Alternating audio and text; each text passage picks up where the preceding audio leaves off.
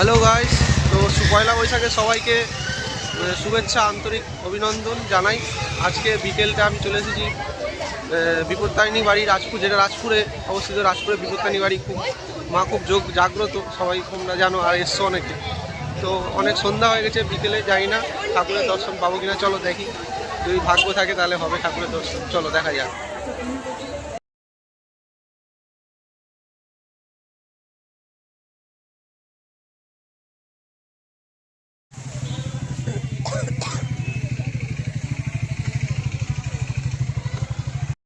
এই দোকানটা সবাই জানো, সবাই এখান থেকে মিষ্টি কিনে পুজো দেওয়ার জন্য নিয়ে যায়। তো আমরা পাশে এইখান থেকে চলে গেলাম, আমরা পেছন রাস্তা থেকে ও সিঁড়িতে ওপর দিকে উঠবো।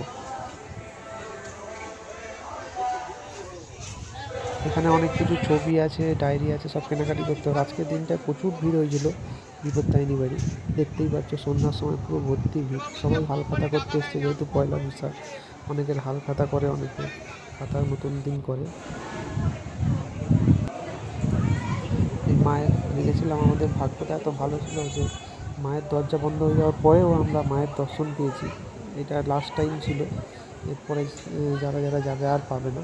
সন্ধ্যা হয়ে গেছিলো যেহেতু, আমাদের একটু লেট হয়েছিল, কিন্তু অনেক অনুরোধের পর মায়ের দর্শন পেয়েছি। সেই দিনকে আমরা লাস্টে একবারের জন্য খোলা হয়েছিল সেদিনকে।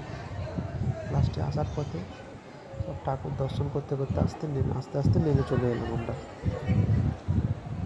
আর অনেক দিন ধরেই ভাবছিলাম আমার গাড়ির কিরিংটা চেঞ্জ করব।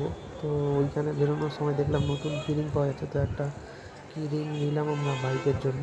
এই যে সুন্দর দেখে, দাম নিল 70 টাকা মতো দাম নিল।